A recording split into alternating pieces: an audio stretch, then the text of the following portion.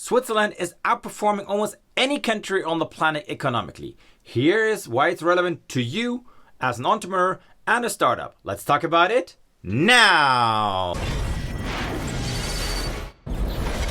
Hi, I'm Oliver and welcome back to the channel AskMeStartup, where we talk about startups, small businesses, and the world that surrounds them.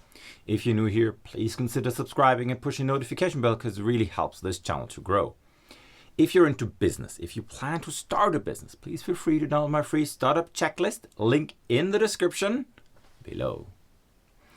Today I want to talk to you about one of my favorite countries in the world, Switzerland.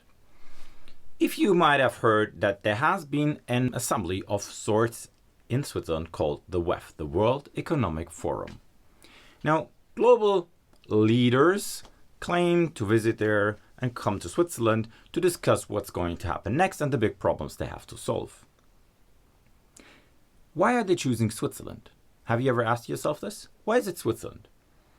I think Switzerland has so many things people may not talk about or don't understand properly, but they're doing it the right way, even to such an extent that the economist just wrote the outperformance of Switzerland.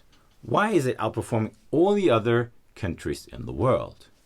Just to put that into perspective, the small country in the center of Europe is home to 13 of the 100 top European companies. It is home to 12 out of the top 500 worldwide companies. How is it possible with a population of only 8.5 million people? You know, Switzerland is by itself a very poor country.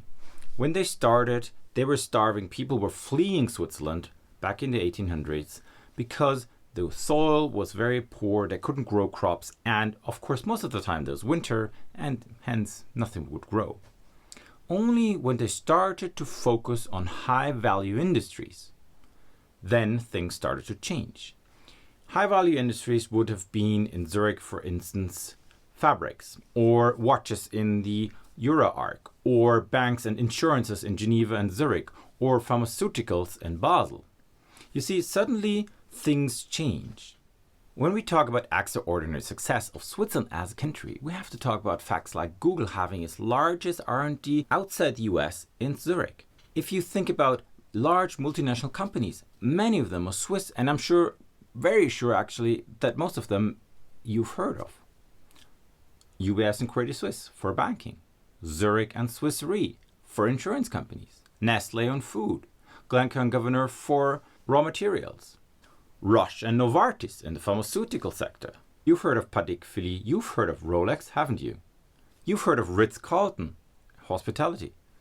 All of these are derived or were derived from Switzerland. Now, as I mentioned, Switzerland was very poor at the beginning, and funny enough, they heavily relied on foreigners. So today we have 25% foreigners living in the country, which are contributing a significant amount to the wealth and sustainability of this country. Furthermore, there is a very weak government because it almost has no rights. The federal government is somewhat similar to the one in the US, except it uses a lot of common sense, European style. But then there are the cantons. Now, Switzerland is made of 26 cantons, and they have a lot of power. They take care of healthcare, they take care of education, they take care of police. A lot of things suddenly come into place, and most importantly, they take care of taxes. Look at this. You have a small country where suddenly you have competition on a lot of factors. Taxes being one of the very critical ones for multinationals, of course, but also education. For instance, the Federal Institute of Technology in Zurich, the ETH, is one of the top universities in the world. It is outranked most of the European universities. Hence, you get a very good connection between education and the need for the economy in a very small place.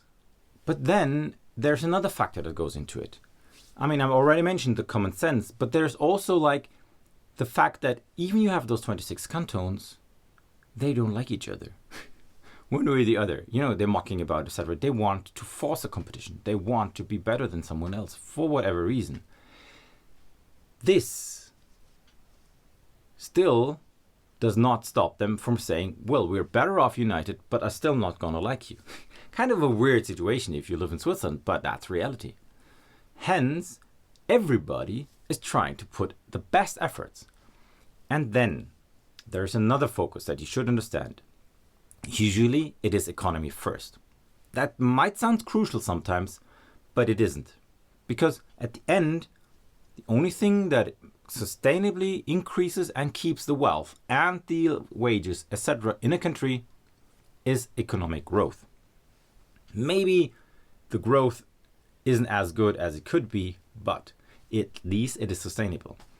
And part of it is, as I mentioned, the taxes. Just compare the tax rates. If you look for Zug, for instance, one of the cheapest taxes for corporates, 11.9%. If you compare that to France, something around 26.5%. Come on, that's crazy. You can see on this graph here that actually Switzerland is doing much better on the corporate tax levels than many other countries. And we're not talking about Guernsey or Qatar or anything, a real economy in the center of Europe that is very much intermingled with all the rest of Europe and has very good business relationship with the US and Asia. So something is much better organized in this country. Furthermore, there are no useless taxes or laws. Actually, by law, they are required to review a law they put in place 3 or 5 years ago to check for its function. If it is dysfunctional, it has to be cancelled. Now, that is what I mean by common sense. Hence, Switzerland is so much better than many other countries. And last but not least, there are the people. Now, we're living in a direct democracy, one of the few in the world. And that has huge implications on common sense. If politicians, sorry to say the word, are BSing you, the Swiss people will not accept it. They want to understand why you're proposing a measure and if it makes sense for them or not. And of course, there are very, very, very harsh discussions on these. But I think these are the essential part to get the best compromise on the situation that they have to solve. And then they're doing it. And after that, the discussion is settled. It has been accepted. There has been a popular vote and the majority has come to a vote. And this part is going to be accepted. No question about it. You might revise it a couple of years, 10 years, 20 years later, if it doesn't, stand up to that current demand. Nonetheless, people are part of the decision process and hence it is so very, very successful. So is everything perfect in the Swiss world? By far not.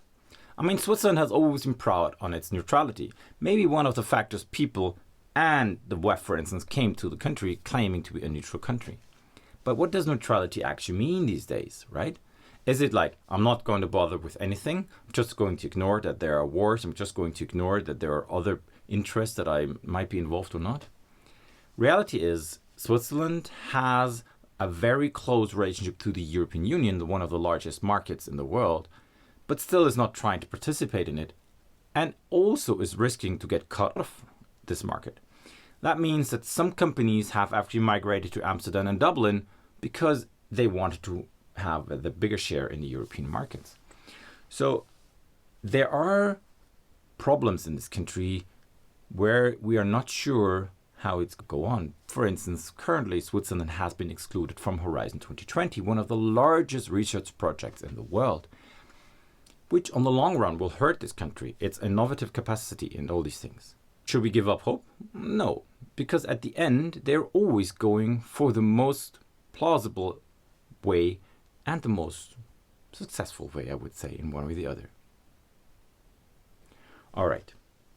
Thank you for paying attention to this video, which I had to do because if you want to read through the points made here, it was taken from an article from The Economist, which was just recently published on the success of Switzerland. And I found that this was so relevant, I have to tell you this, because many countries ruin their own competition and performance, and they rather go for, administrative ways rather than for competition and proper setting up the rules.